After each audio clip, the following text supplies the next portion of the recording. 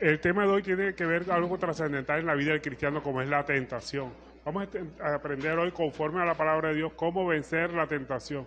Todos somos tentados, inclusive cuando ya estamos caminando en los caminos del Señor, podemos tener muchos años en el Evangelio y vamos a ser tentados. Inclusive hasta nuestro Señor Jesucristo fue tentado en todo, pero con la diferencia que no sucumbió, es decir, no pecó. Entonces todos vamos a ser tentados. Entonces vamos a ver qué podemos hacer nosotros ante la tentación. Obviamente que la mejor técnica fue la que nos enseñó nuestro Señor Jesucristo, ¿verdad? Siempre recurrir a la palabra. Esa fue la técnica que nos enseñó. Vamos a ver otras alternativas dentro de la misma palabra para salir de la tentación, para vencer esa tentación que siempre la vamos a tener todos los días de nuestra vida mientras estemos vivos. Vamos a estar enfrentándonos a la tentación. Sea pastor, sea evangelista, sea el cargo que tenga en una iglesia, siempre va a estar enfrentado a la tentación. Bueno, para lo cual invito que abran sus Biblias en 1 Corintios, capítulo 10, verso 12. 1 Corintios 10, verso 12. El tema de hoy, ¿cómo vencer la tentación? Obviamente que la respuesta la tenemos de antemano. La tentación la vencemos con la obediencia a la palabra de Dios. Pero vamos a ver los detalles para llegar a esa conclusión. 1 Corintios capítulo 10, verso 12 dice: así que el que piensa estar firme, mire que no caiga. Una advertencia, ¿verdad? Nos está diciendo, mira, cuidado con la tentación. No te creas que estás ya sobrado dentro del Evangelio y que no vas a caer, que eres cristiano de hace años y no vas a caer. Entonces mira lo que nos dice la palabra. El que piensa estar firme, mire que no caiga. Y el verso 13 nos dice: no nos ha sobrevenido ninguna tentación que no sea humana, pero fiel es Dios, que no nos dejará ser tentados más allá de lo que podáis resistir, sino que dará también juntamente con la tentación la salida para que podáis soportar. Entonces vemos cómo la Biblia, la palabra de Dios nos advierte de que sobre la tentación, no nos creamos que ya no la sabemos toda, que no vamos a ser tentados. No, tenemos que estar apercibidos que la tentación la vamos a tener que enfrentar todos los días de nuestra vida. Primero tenemos que ver qué significa tentación. Tentación, según el diccionario, dice que es una instigación, un estímulo a la mente para que practique el pecado, a practicar el pecado, a hacer el pecado, ¿sí? Algo así como un aguijón, ¿verdad? Vamos a tener en la mente siempre que nos va a decir, dale esto, pero siempre lo que nos manda a la mente a hacer es siempre cosas indebidas. Lo más fácil ante una pregunta capciosa o una pregunta comprometedora que nos hagan es decir una mentira. Esa es la más fácil. Entonces la mente siempre está dispuesta a mandarnos a hacer cosas malas, cosas indebidas, al pecado, a mentir, a hablar mal de alguien. A la gente le gusta mucho el chisme, ¿verdad? El chisme dice, no es que enseñe mucho, pero entretiene. Entonces tenemos que estar apercibidos de que la tentación va a estar a las puertas en todo momento. Entonces la tentación es esa instigación, ese estímulo a la mente para practicar o llevarnos a practicar el pecado, a hacer lo malo. ¿Pero qué es el pecado? El pecado son aquellos hechos u omisiones que son agradables al cuerpo, pero que tienen consecuencias funestas en el corto y en el largo plazo. En el corto plazo, porque la mayoría de las veces que nosotros pecamos, que la persona cae en pecado, eso le lleva a destrucción en las relaciones, ya sean familiares, laborales, de amistad, en cualquier índole. El pecado siempre lleva a destruir. Ese es el efecto contrario del pecado. El efecto favorable, podríamos decir entre comillas favorable, que es agradable a la carne. A la carne le gusta pecar, le gusta adulterar, le gusta la gula, comer en exceso, le gusta hacer cosas indebidas, le gusta escuchar el chisme, le gusta mentir, le gusta hacer cosas completamente contrarias a la palabra de Dios. Pero lo que a nadie le gusta, a muchas personas les gusta el pecado, pero lo que no les gusta es las consecuencias del pecado. Y una cosa va amarrada a la otra. El que practica el pecado lleva las consecuencias del pecado. Y vamos a ver cuáles son las consecuencias del pecado. Dice Santiago 4:17, el que sabe hacer lo bueno y no lo hace, le es pecado. Es decir, que el pecado no solamente son hechos o acciones, también son omisiones. Cuando usted sabe hacer lo bueno, ayudar a alguien, pero no lo hace porque tiene odio hacia esa persona o tiene el espíritu de venganza porque le hizo algún mal y no lo hace, la Biblia dice que eso es pecado. El que sabe hacer lo bueno y no lo hace, le es pecado, no importando el motivo por el cual usted no lo hace. Porque casi siempre cuando no hacemos lo bueno es porque tenemos rabia, rencor, ira o espíritu de venganza hacia una persona y por eso no le hacemos el bien, sino que le hacemos el mal. Nos abstenemos a hacer el bien. Porque abstenerse de hacer el bien también es pecado. Cuando usted lo puede hacer, cuando está en sus manos, poderlo hacer, también eso es pecado. El que sabe hacer lo bueno y no lo hace sin importar los motivos, le es contado como pecado. Entonces, el pecado no solamente es acción, también es omisión. Acción de hacer lo malo y omisión de hacer lo bueno. Entonces lo podemos ver desde dos puntos de vista. Entonces el pecado dijimos que es agradable a la carne, pero dañino en el corto y en el largo plazo y hasta en el mediano plazo. Entonces sabemos que el pecado es un estímulo para practicar el pecado, pero para la única forma de nosotros poder enfrentarnos a ese estímulo o a esa tentación y salir airoso es dominar nuestros pensamientos para no sucumbir, para no pecar. Todos vamos a hacer pecado, como dijimos al principio. Hasta nuestro Señor Jesucristo fue tentado en todo, pero no pecó. Entonces, tenemos que estar apercibidos que la tentación va a venir en cualquier momento. En todos los momentos de nuestra vida va a venir. Lo que tenemos que hacer es dominar nuestros pensamientos para no pecar. Miremos lo que nos dice al respecto Romanos 7:18. Dice, y yo sé que en mí, esto es en mi carne, no mora el bien, porque el querer hacer el bien está en mí, pero no el hacerlo. Pero sabemos que el pecado, además de ser delicioso para la carne, tiene efecto dañino, porque la paga del pecado es muerte. Así dice Romanos 6:23, la paga del pecado es muerte, más el regalo, la dádiva de Dios es vida eterna en Cristo Jesús, Señor nuestro. Entonces, habiendo definido qué es la tentación y cuál es la consecuencia cuando sucumbimos a la tentación, que es el pecado y que es algo agradable para la carne, pero lo que muchas personas aman el pecado, pero lo que no quieren son las consecuencias del pecado, pero son ineludibles las consecuencias del pecado, como el que se embriaga, ¿verdad? ¿Cuáles son las consecuencias de embriagarse? Primero, que va a estar sin dinero al día siguiente, se gastó todo el dinero, de pronto termina en pelea o en contiendas de esa embriaguez. El guayabo que es indisoluble al embriagarse. Y así podríamos hablar de cualquier clase de pecado. La mentira tarde o temprano se va a descubrir y tiene consecuencias funestas, ya sean las relaciones personales, familiares, laborales, en fin. Entonces, todo pecado tiene consecuencias que la gente no desea. Lo que sí quiere es pecar, pero lo que no quiere son las consecuencias del pecado, que son desagradables, que tienen efecto dañino. Pero ¿cuál es el origen de la tentación? Ya vimos lo que es tentación y lo que es pecado. ¿Cuál es el origen de la tentación? Lo podríamos mirar que el origen de la tentación es de dos puntos de vista. Uno interno y otro externo. El interno es en nuestros pensamientos. Por eso la palabra de Dios nos dice, renovaos en el espíritu de vuestra mente para que podáis saber cuál es la buena voluntad agradable, perfecta del Señor. Entonces tenemos que renovar la forma de pensar. ¿Por qué? Porque cuando nosotros renovamos nuestra forma de pensar, podemos cambiar nuestra forma de actuar. No podemos cambiar nuestra forma de actuar si no cambiamos nuestra forma de pensar. Así nos lo dice Efesios 4:22. En cuanto a la pasada manera de vivir, despojado del viejo hombre que está viciado conforme a los deseos engañosos, y renovados en el espíritu de vuestra mente y vestidos del nuevo hombre, creado según Dios en la justicia y santidad de la verdad. Pero ¿cómo cambiamos nuestra forma de pensar? Pacientemente.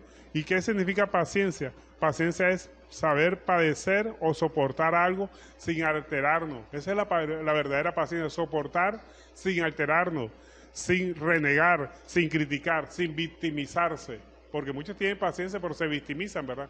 Ay, es que me la tienen montada, es que es el jefe mío me anda atacando, me anda diciendo cosas, o mi hermano, o mi tío me atacan mucho. O sea, muchas personas siempre tienden a victimizarse, y eso lo vemos desde el origen, ¿verdad? De Adán y Eva.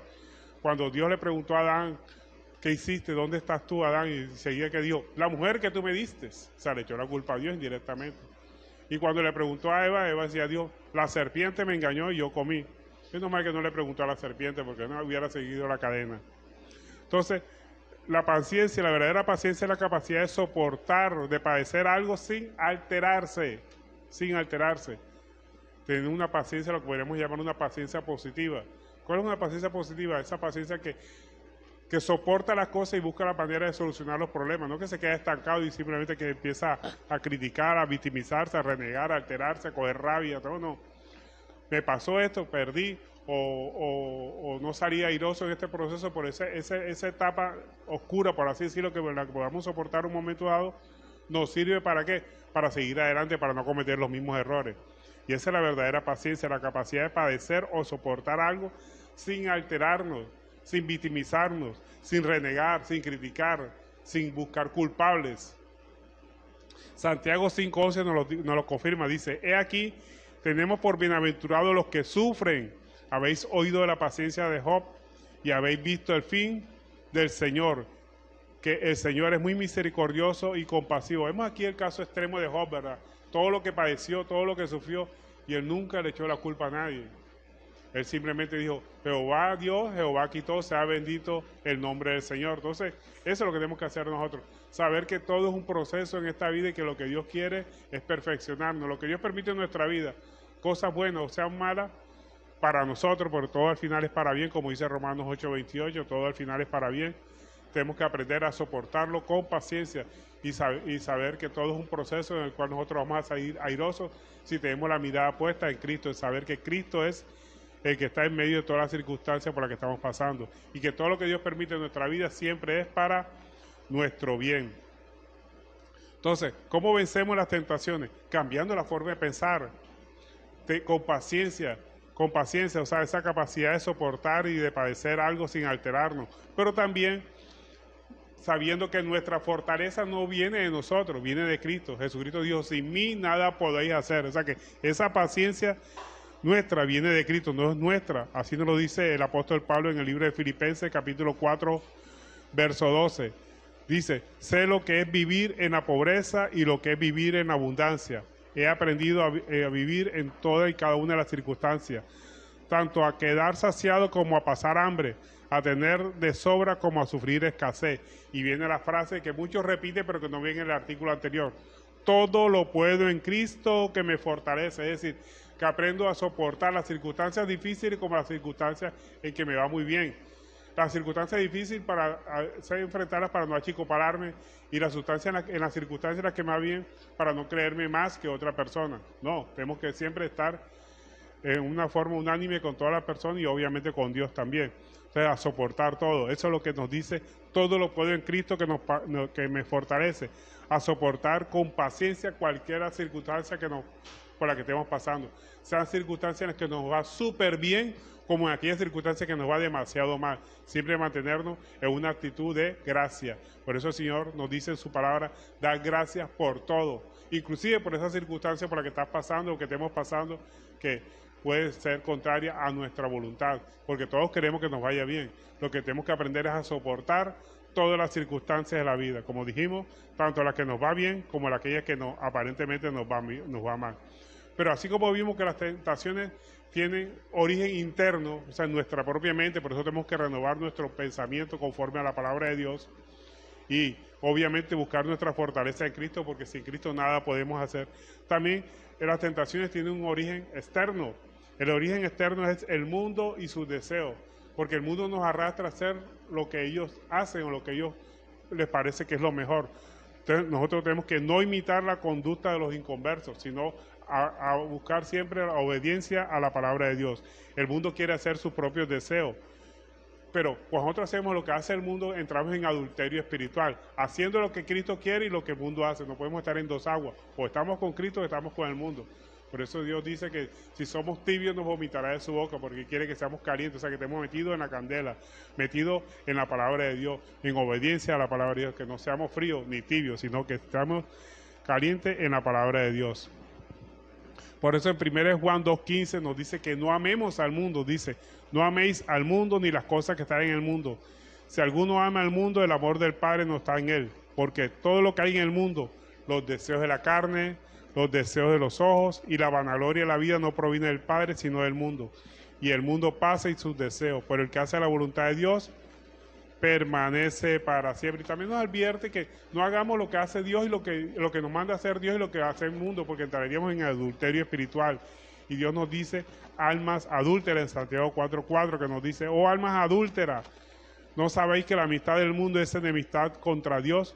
Cualquiera pues que quiera ser amigo del mundo se constituye en enemigo de Dios. Entonces tenemos que aprender a ver de dónde vienen las tentaciones. Vienen internamente, que será más difícil de vencer. Tenemos que vencerla cambiando nuestra forma de pensar, y tienen origen externo, el mundo.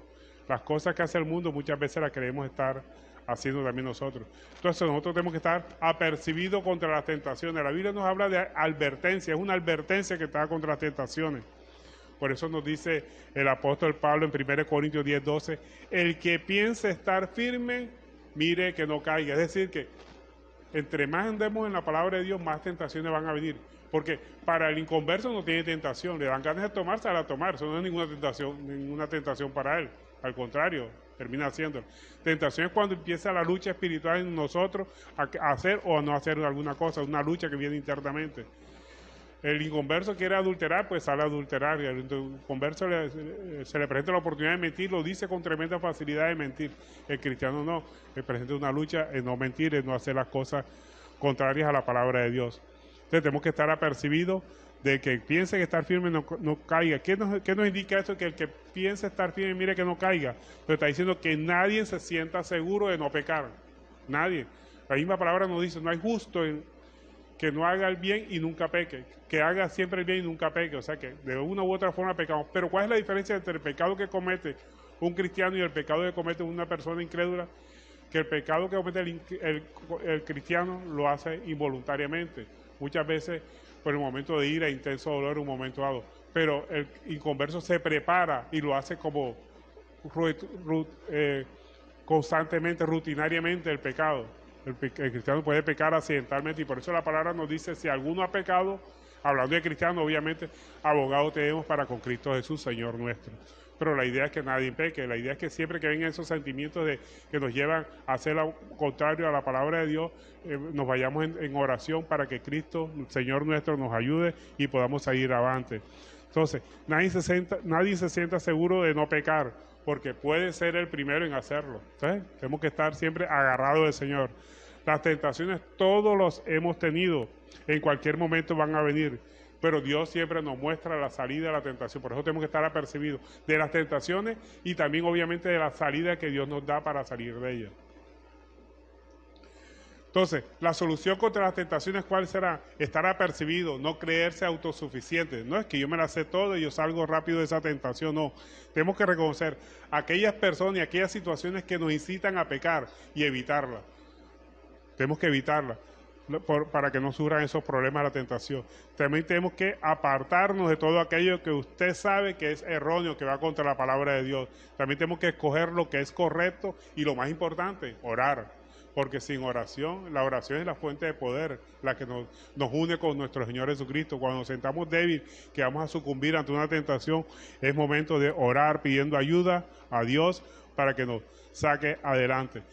Y renovando el espíritu de nuestra mente, no nos conformemos a este mundo, sino que seamos transformados por medio de la renovación de nuestro entendimiento, para que podamos entender cuál es la buena, agradable y perfecta voluntad del Señor. Tenemos que estar también apercibidos de saber en dónde nos reunimos. La Biblia nos dice, no dejando de congregados como algunos tienen por costumbre. ¿Qué significa congregarse, reunirse? No dejando de congregarnos con cristianos, porque hay muchos que se congregan en la iglesia con los cristianos, pero cuando salen a divertirse se congregan con los del mundo. Ahí están abriendo la puerta a la tentación. Entonces nos dice la palabra de Dios que tenemos que reunirnos con los hermanos. ¿Cuándo nos reunimos con los hermanos? Para compartir en momentos difíciles y en momentos sencillos. ¿Cuáles son esos momentos difíciles que necesitamos ayuda, necesitamos un consejo, necesitamos una comprensión o que nos escuchen simplemente un problema? Porque también es mucha ayuda cuando alguien nos escucha, un problema por el que estamos pasando, que nos escuche, eso también queremos, ¿verdad? Un consejo. Pero ¿a quién le vamos a pedir el consejo? ¿A un inconverso? No, ¿verdad? Tenemos que pedirle el consejo a un cristiano. La misma palabra de Dios nos dice que tenemos que ayudarnos unos a otros. En Hebreos 10:24 nos dice, y consideraos unos a otros para estimularnos al amor y a las buenas obras, no dejando de congregarnos. Cuando dice no dejando de congregarnos, quiere decir, nos unamos entre los mismos cristianos, nos comentemos los problemas, nos ayudemos en oración. Y si alguno puede ayudar económicamente a esa persona, pues también lo puede hacer. Entonces, lo mejor es que cuando necesitemos ayuda, un consejo, una comprensión, siempre recurramos a los hermanos en Cristo Jesús. Entonces, estar apercibido que para saber con quién nos reunimos, con los hermanos, cuando tenemos momentos difíciles o sencillos.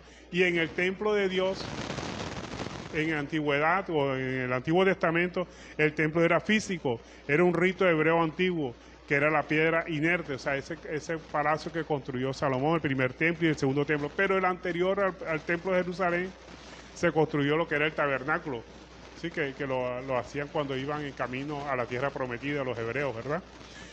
Entonces ese era el punto de reunión. Entonces ese era un rito hebreo antiguo. Así dice ese Éxodo 23:19. Dice, las primicias, los primeros frutos de la tierra traerás a la casa de Jehová. Entonces vemos aquí, la casa de Jehová era ese templo en el que se reunían los cristianos, los hebreos. Entonces ya nosotros ahora mismo no tenemos templo de Jerusalén. ¿Cuál es el templo en el que... el templo de los cristianos ahora mismo, el templo es espiritual, ya no es físico. Las piedras vivas somos cada uno de nosotros.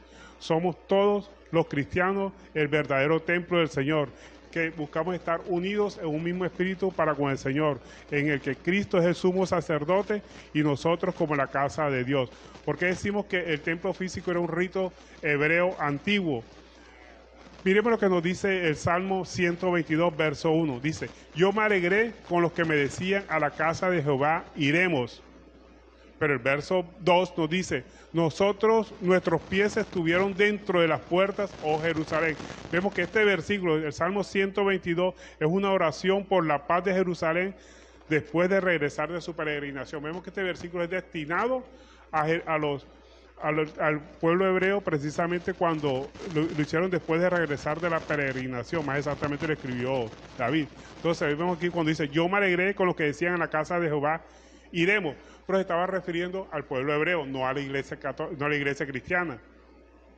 En la actualidad nosotros somos el templo de Dios, y si no, miremos lo que nos dice 1 Pedro capítulo 2, verso 4, aquí nos justifica de por qué nosotros somos el templo de Dios. 1 Pedro 2:4 dice, acercaos a él, piedra viva, desechada ciertamente por los hombres, mas para Dios escogida y preciosa. Vosotros también, como piedra viva, sed edificados como casa espiritual y sacerdocio santo, para ofrecer sacrificios espirituales aceptables a Dios por medio de Jesucristo. Entonces nosotros somos la casa de Dios. 1 Pedro 4:17 sigue diciendo, porque es tiempo de que el juicio comience por la casa de Dios. Y si primero comienza por nosotros, o sea que nosotros somos la casa de Dios, ¿cuál será el fin de aquellos que no obedecen al Evangelio de Dios? Entonces, la casa de Dios, el templo de Dios, somos nosotros cuando nos reunimos en un solo espíritu para adorar a Dios. Cada uno de nosotros hacemos parte de las piedras vivas y conformamos el templo de Dios, el templo espiritual en la actualidad. El templo físico anteriormente era un ritual hebreo, un rito hebreo antiguo, que era la piedra inerte que se usaba para reunión. Ahora nosotros nos reunimos en un solo espíritu en Cristo Jesús, pero todos nosotros somos el templo espiritual, somos el templo de Dios. Entonces, para concluir, podríamos decir que ¿cómo vencemos la tentación? La vencemos cuando dominamos nuestros deseos con la obediencia a la palabra de Dios. Pero para dominar nuestros deseos hay que reconocer que el pecado es agradable, ¿sí? A todos les gusta el pecado. Lo que no les gusta son los efectos desagradables del pecado, los efectos perjudiciales. Y los efectos perjudiciales no solamente son para el alma, sino también para el cuerpo, porque se enfrentan a los problemas entre los mismos hermanos cuando las personas pecan o son descubiertas en su pecado. Pero también dominamos la tentación cuando escogemos dónde congregarnos, dónde reunirnos para compartir en búsqueda de ayuda, enseñanza o dirección. Nos reunimos en la iglesia sin caer en religiosidad, porque muchas veces personas se reúnen en la iglesia pero no se congregan con los demás hermanos, simplemente van, hacen la oración, hacen las alabanzas, escuchan la palabra de Dios y se van cada uno para su casa, pero no hay congregación, no hay unión entre los hermanos, y lo que se busca es que haya ayuda, enseñanza, dirección entre los mismos hermanos, que compartan entre los hermanos, que se ayuden unos a otros, no solamente para escuchar la palabra de Dios, sino para que haya comunicación entre los hermanos, que nos congreguemos, que nos reunamos con los hermanos. Pero también tenemos que mirar que la reunión, la congregación de los cristianos no solamente es en la iglesia, sino con quién te congregas.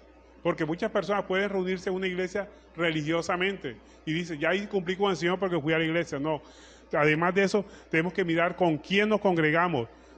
Porque existen dos clases de pueblos desde el punto de vista espiritual. Existe el pueblo cristiano y el pueblo de los inconversos. Con ellos no podemos congregarnos para búsqueda de ayuda, enseñanza o distracción. Podemos congregarnos con los inconversos para compartir el trabajo, ¿verdad? El trabajo que estamos haciendo. Inclusive para compartir la palabra de Dios, sí, unámonos con los inconversos para eso. Pero para pedir ayuda, enseñanza o dirección, no nos juntemos con los inconversos. Eso sería unirnos en yugo desigual. ¿Y por qué es inconveniente reunirnos con los inconversos para estos casos de ayuda, enseñanza o dirección? Excluyendo obviamente la predicación de la palabra de Dios, el trabajo secular que tengamos, que ahí tenemos que reunirnos con los inconversos. ¿Por qué no tenemos que reunirnos para los inconversos en busca de ayuda, enseñanza y dirección? Porque esas diversiones con las que hacemos con los inconversos nos pueden llevar a pecar. Imagínense que un cristiano se une con un inconverso y salen a jugar billar. Al final terminarán tomando cerveza. Al final terminarán haciendo otras cosas más de tomar cerveza después de los billares. En fin, si nos vamos a reunir para diversión, tiene que ser con hermanos cristianos, con hermanos que tengan la misma profesión de fe. ¿Para qué? Para no abrir la puerta a la tentación que nos va a llevar después a pecar. Y también, si nos reunimos con inconversos para buscar ayuda, enseñanza o dirección, podemos malgastar nuestro tiempo y también nuestro dinero haciendo cosas indebidas. Por eso en Hebreos 10:24 nos dice: consideraos unos a otros para estimularnos al amor y a las buenas obras, no dejando de congregarnos. Y cuando la Biblia dice no dejando de congregarnos, no solamente se está refiriendo a ir a la iglesia, sino con quién te reúnes tú, con quién te diviertes tú, con quién pasas tu tiempo. Es obviamente exceptuando las cosas laborales, que obviamente nos tenemos que reunir con personas inconversas. Y cuando predicamos la palabra también nos vamos a reunir con personas inconversas. Pero cuando lo hacemos en búsqueda de ayuda, enseñanza o dirección, o distracción, de diversión, tenemos que reunirnos siempre con cristianos. ¿Por qué? Porque como algunos tienen por costumbre. ¿Cuál es la costumbre de algunos? Que se reúnen en la iglesia con cristianos, pero en el mundo salen a divertirse con la gente inconversa. Salen a hacer cosas y inclusive le piden ayuda o enseñanza a personas inconversas. Entonces van a terminar también abriendo las puertas a la tentación. Entonces, siempre tenemos que reunirnos para estos casos de ayuda, enseñanza o distracción con cristianos, con personas que profesen nuestra propia fe. ¿Para qué? Porque esa diversión con personas inconversas nos puede llevar a pecar, terminaremos haciendo lo que ellas mismas hacen. Y vamos también a terminar malgastar nuestro tiempo y nuestro dinero. Y para finalizar, miremos lo que nos dice 2 Corintios capítulo 6, verso 16. Aquí habla del yugo desigual, precisamente cuando nos reunimos para divertirnos, para pedir ayuda o enseñanza con personas inconversas. 2 Corintios capítulo 6, verso 16, dice: ¿y qué acuerdo hay entre el templo de Dios, a los cristianos, cuando habla del templo de Dios es cristiano, y los ídolos? Porque vosotros sois el templo del Dios viviente, como Dios dijo: habitaré y andaré entre ellos y seré su Dios, y ellos serán mi pueblo. Por lo cual, salid de en medio de ellos y apartaos, dice el Señor, y no toquéis lo inmundo, y yo os recibiré. Entonces, no debe haber yugo desigual entre nosotros, no unirnos con personas inconversas. ¿Por qué? Porque vamos a terminar haciendo lo que ellos hacen. Y la Biblia nos dice que ellos se conviertan a nosotros y nosotros no a ellos.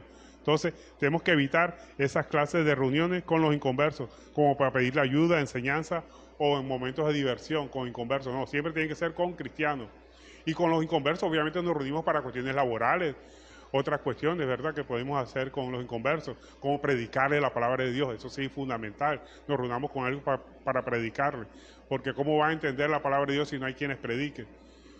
Pero para ayuda, enseñanza o diversión, pues reunámonos con cristianos, reunámonos con personas que tengan la misma vocación de fe, para que no sucumbamos a la tentación. Pero la mayor arma contra la tentación, ya vimos dos armas contra la tentación, ¿verdad? Que dominemos nuestros pensamientos y que nos reunamos para compartir con hermanos cristianos. Ahí le cerramos la puerta a la tentación. Pero la mayor arma contra la tentación es el temor al Señor. Cuando nosotros tenemos temor al Señor, lo honramos y nos consagramos a Él, vencemos toda clase de tentación y nos mantenemos alejados del pecado. Amén. Bueno, entonces sabemos que el temor del Señor en nuestros corazones será el mejor medio de seguridad espiritual que podamos tener contra la tentación. Entonces, defendámonos contra la tentación. Estar apercibido que la tentación siempre estará a un paso de nosotros en todo momento. No importa el tiempo que tengamos en el Evangelio, la tentación siempre va a estar ahí. Acuérdense que hasta Cristo fue tentado, ahora no va a ser tentado usted o yo. Todos vamos a ser tentados. La intención es que no sucumbamos a la tentación con esas 3 armas que explicamos ahora. Y tenga pendiente que el oír no es suficiente. Si no obedecemos, nos engañamos a nosotros mismos. Entonces tenemos que obedecer lo que hemos aprendido en el día de hoy. Y sobre todo, que escudriñemos los versículos, sigamos estudiándolos. Y siempre les recomiendo lo mismo, lean la palabra de Dios por lo menos media hora al día. Porque si usted no lee la palabra de Dios, cada día será menos cristiano. Porque la palabra de Dios es la que nos alimenta espiritualmente. Así como nos alimentamos físicamente 3 veces al día, alimentémonos también espiritualmente con la palabra de Dios para poder ser cada día más y llegar a la altura del varón perfecto que es Cristo Jesús, Señor nuestro. Y así, esta ha sido la enseñanza por el día de hoy, espero que la atesoren y lo más importante, que la pongan por obra, porque el oír no es suficiente. Si solamente oímos y no obedecemos, nos engañamos a nosotros mismos. Damos gracias a Dios por este mensaje y a ustedes por habernos escuchado.